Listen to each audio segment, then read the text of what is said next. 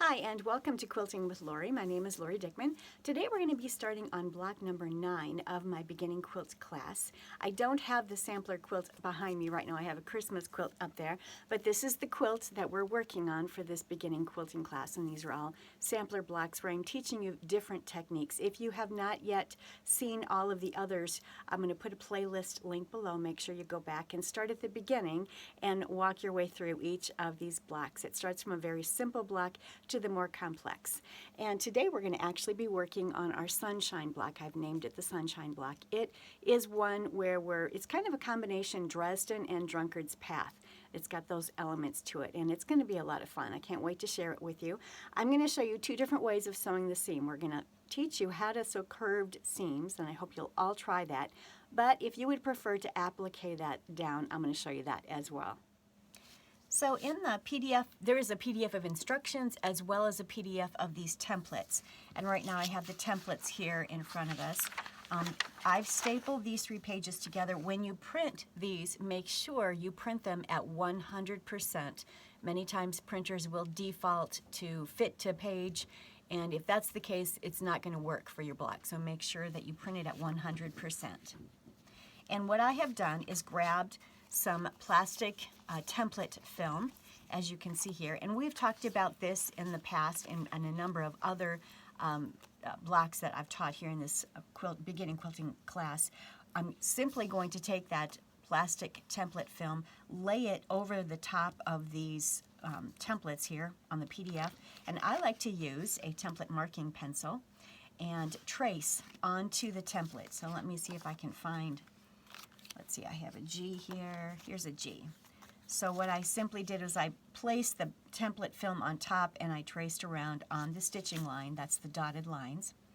And what you'll notice that I have done is I've gone into my key for that block and I have identified which fabrics I'm going to use. And I am going to use, this is my main fabric or my focus fabric.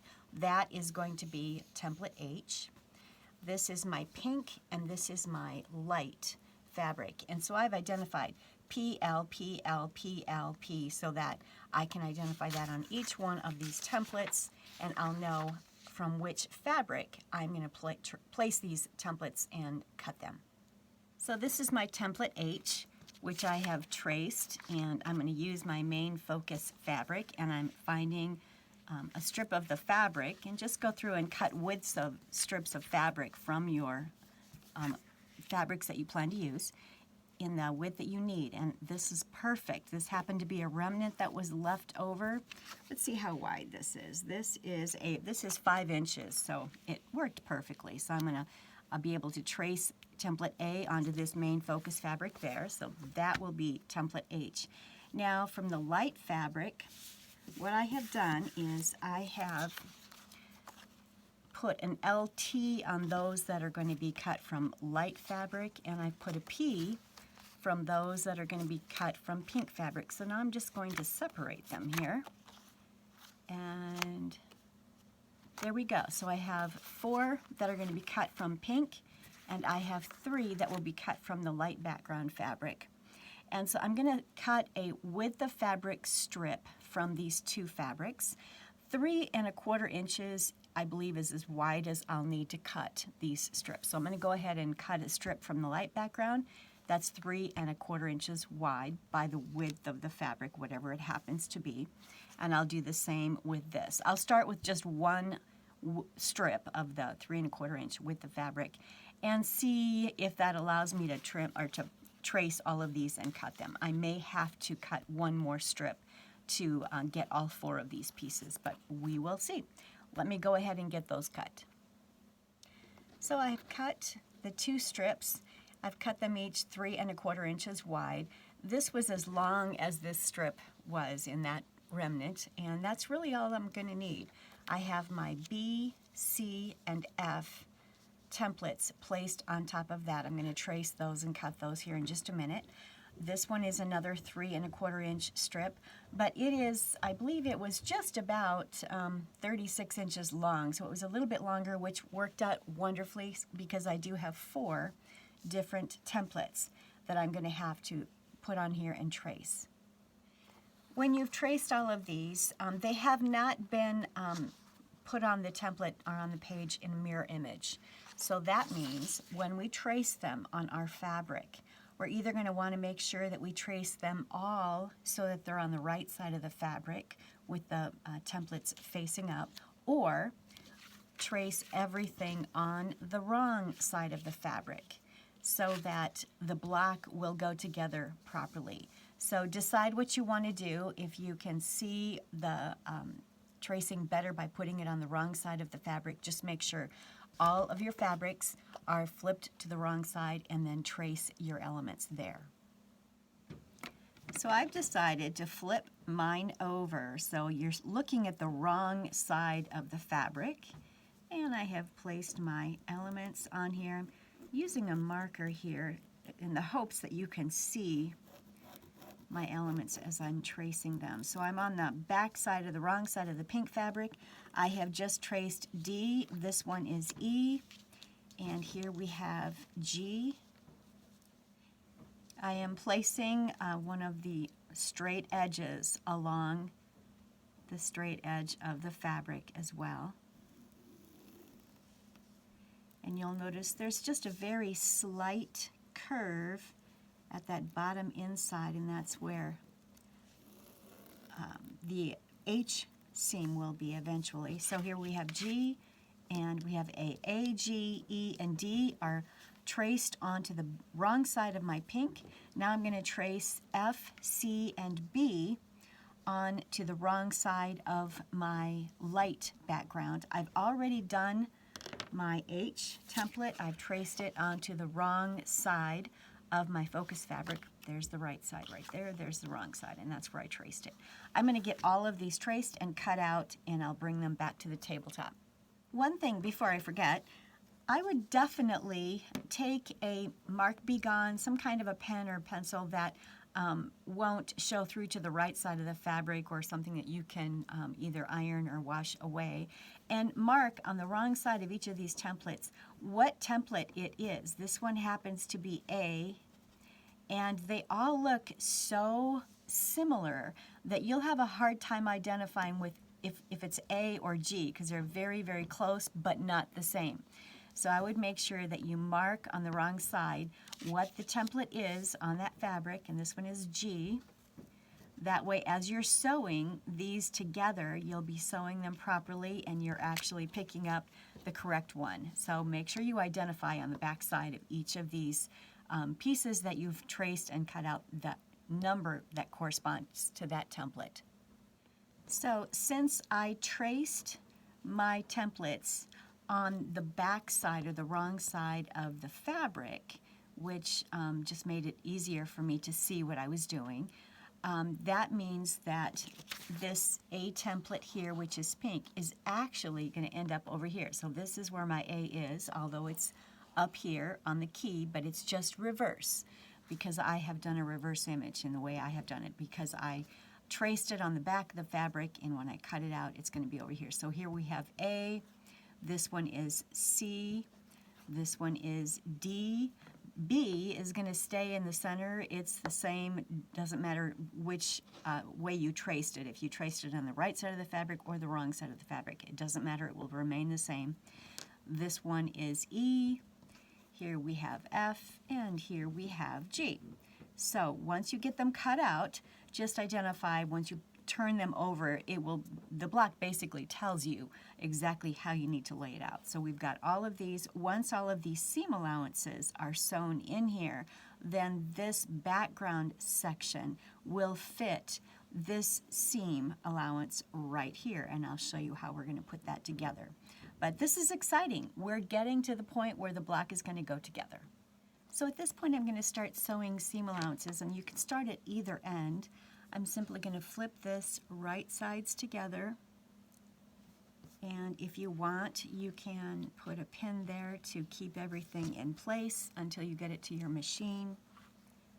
So I have a pin at both sides, and then I'm simply going to sew a 1/4 inch seam allowance down that one side, and then I'll press everything to the dark. So let me stitch that. I'll bring it back to the tabletop.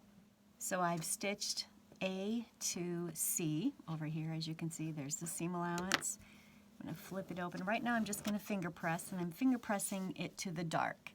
So this unit right here is ready to go. Now I'm going to add, this unit is D. I'm going to sew D to this unit here. I'm going to flip it right sides together. Again, you can add a pin on both edges if you'd like to get it up to the sewing machine, but you're going to sew a 1/4 inch seam allowance there. I'll do that and I'll bring it back. So I've just sewn D to this unit, and I am going to finger press so that it is pressed to the dark. So we have A, let's see, A, C, and D have been sewn together. Now we're going to attach B. And there's B. Again, I'm just simply going to put it right sides together. So a 1/4 inch from here to there. And I'll do that, bring it back again. So you'll continue that process. And again, I'm going to press it, finger press it to the dark at this point. So you'll see here that at B, we've kind of turned a corner here. And now we're going to put E on that one, and we'll attach F there and G. So I'm going to continue this process of sewing these seam allowances, and we'll bring this back to the tabletop so you can see what that looks like. Let's take a look at what I have done. So they are all sewn together, and I have pressed everything so that it's pressed toward the darker elements in this piece. And then what I did is I literally took this and pressed it in half there and pressed it in half here, because up near this curved seam I want there to be some really nice crease marks that identify where the center is and that identify where the center between here and here and here and here. So I have these creases. I did the same thing to my H element. So I pressed it in half. So I've got a nice crease here. I pressed it in half again, so I have nice creases there. When I open this up, this crease is going to be sewn so that it matches here. This crease will be sewn so that it matches here, and this one, of course, here, and then the edges. So here's how we're going to get this pinned together. Whenever I do a drunkard's path, which basically this technique is a drunkard's path technique where you're putting the pie, if you will, into the background. I usually like to work with the background on the bottom and the pie shape on top. However, you might find that you like it the reverse, and you just have to play with it and come up with the best way that works for you. For me, I do like to have the pie on top. I am matching up those creases. That is important that that's done first. Then I'm going to take this straight edge right here, and it has to match up with that straight edge there, and you wonder, how in the world is that going to happen? Well, here's how we're going to do that. We're going to bring this straight edge, we're going to make sure that it's perfectly parallel there, and you definitely want to pin that so that it's perfectly parallel there on the end. And there's a lot of bulk right here, and we'll deal with that in just a minute.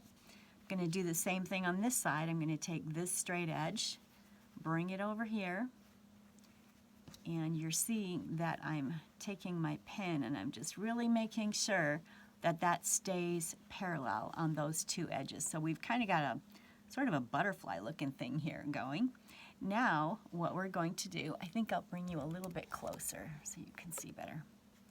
Now what we're going to do is, remember we have this crease on this H element and we have the crease on the unit. We're going to match those creases next and put a pin there. And then the rest of this excess fabric will just be sewn in, and it really lays very nicely. It's going to be an easy one to put together. And again, on this side, I'm going to take this crease, match it up to the crease that's on the bottom there that we had pressed in the bottom element, pin it. So now I have a total of 5 pins in this element. I have one on each end, making sure that those edges stay parallel. We don't want them cattywampus, or we're going to have a wonky looking sunshine block when we get this finished. So it's really important that these stay straight. And then I started with this one, and then we pinned these creases in. So the middle crease was pinned first, the edges were pinned secondly, and then these creases here were pinned third. Now I'm going to take it to my sewing machine, and I'm going to start sewing right here, a scant 1/4 of an inch, and I'm going to go all the way around. And what I'll do as I'm sewing, I'll kind of be moving the fabric underneath a little bit just to make sure that I'm not sewing in any creases underneath. So I'm going to bring the camera over to my machine, and hopefully you'll be able to see that as I'm working through this. So I'm hoping that you can see what I'm doing, but I'm laying this down, and I'm going to start sewing right here. This is the element. I'm laying it like this. I'm going to start sewing at a 1/4 of an inch there. I'm going to pull this pin out after I get things set here. I'm going to start sewing, and then with my needle down, I'm going to go underneath and just kind of move my fabric, and you can feel under there to make sure that there are no creases that you're going to be sewing in. I can feel my seam allowance from the elements right here, but that's good, that's fine. I'm going to keep sewing 1/4 of an inch. When I get to my pin, I'll remove that. And then again, I'm just going to kind of move my fabric, feel underneath. What I might need to do at this point is bring that under fabric so that it matches this top. It's following that crease. And coming to this pin, this next pin that's in the center, so that can get moved. Now I'm going to kind of just wiggle my fabric a little bit, straighten it out. Then I'm going to take my finger underneath, and I'm grabbing the underneath fabric so that it lines up along this curve with this top fabric. And again, I'm coming to this pin, so I want to remove that. And it does help to make sure that you're always sewing with your needle down position, so that your needle always ends up down as you stop sewing. That way nothing is moving on you. And I can get rid of that one and come off the edge. All right, let's see how we did. Looks good. I have one little crease right where my initial crease was there, so I'm going to have to get that fixed. But the rest of it's looking pretty good. But this one, I've got a little crease right there, so I'm going to have to take that apart, go under here and take it apart. Right there, there was a little bit of a crease that I didn't get out. So let me do that, and I'll show you how I'm going to fix that. So what I have done is I've removed stitching about, I don't know, 2 inches, something like that. Straightened this out, and at this point I've brought the back side where the excess fabric is, and it's facing me. So I'm sewing it a little bit differently this time, and I am going to simply start over here and just re-sew that and connect here at these 2 points. And so let's go ahead and just get started there. Remove the pin, make sure that the seam allowances match. And let's keep on sewing around that curve. All right, let's take a peek, see if that worked. Ooh, it looks great. It worked out perfectly. And so everything has been sewn. There are no little creases in there. Now I need to press this block. The neat thing about using a scant 1/4 of an inch seam allowance, I don't worry about clipping any of this. This can either be pressed toward the center, or it can be pressed away from the center. In the case of this block, because there's so many seam allowances out here, I'm definitely going to press it toward this H element here, this circle. I'm going to press it that way so that it's not causing any bulk up in this direction. So I'm going to go press it, and I will bring it back to the tabletop. We'll meet you there in a sec.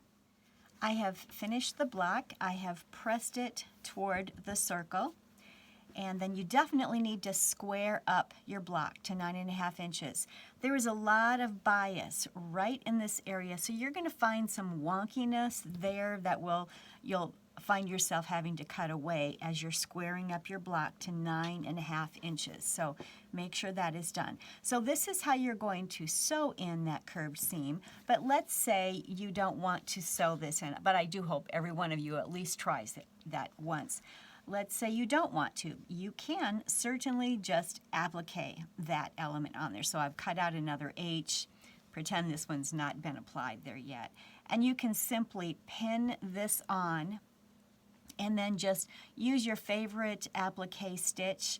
If you like to do needle turn applique, you could press this under so it is a finished seam. You could press it under 1/4 inch, and then you could do a needle turn applique if you choose. But otherwise, just use maybe a blanket stitch or your favorite type of applique stitch to applique that onto the block, and it's done. So there's a couple of different ways that you can put that curved seam on here, but I sure hope all of you will try this curved set-in seam. So that is block 9, which is, I'm calling it the sunshine block, in our sampler quilt. And I can't wait to see blocks. Hopefully you'll all post pictures in my Facebook group page. The link is below in the description box. Love to see what you're working on. Love to see the fabrics you've chosen as well. Next time, we're going to be working on this beautiful applique butterfly block. So that'll be another fun one. And again, with any of these blocks that I've shown you already, you can make entire quilts using nothing but those blocks, or you can choose a couple of them and make a beautiful quilt with a couple of different blocks. Just use your imagination. Hopefully these have inspired you to just really have fun using up your scrap stash and making some great quilts. Don't forget to put all of your templates in a bag so that you'll have those. And I like to put all of my patterns in a sleeve so that I'll have those for future, and then you can put this in a sleeve as well, and it will all be available for you. And I'm going to go ahead and just add this block to my little clip here of all of the blocks that we have worked on so far. And that way I'll have everything in one place, nothing will be lost. And we'll see you next time to make this block number 10, which will be the butterfly block. Hope you've enjoyed it. If you like the content that I provide in my channel, please go ahead and like and subscribe. Share it with your friends, with your quilt guilds. That all really does help me. I love to hear comments from you. I love to read all the comments from my subscribers. So hopefully you'll do that. I really appreciate that. And you all have a great week and happy quilting.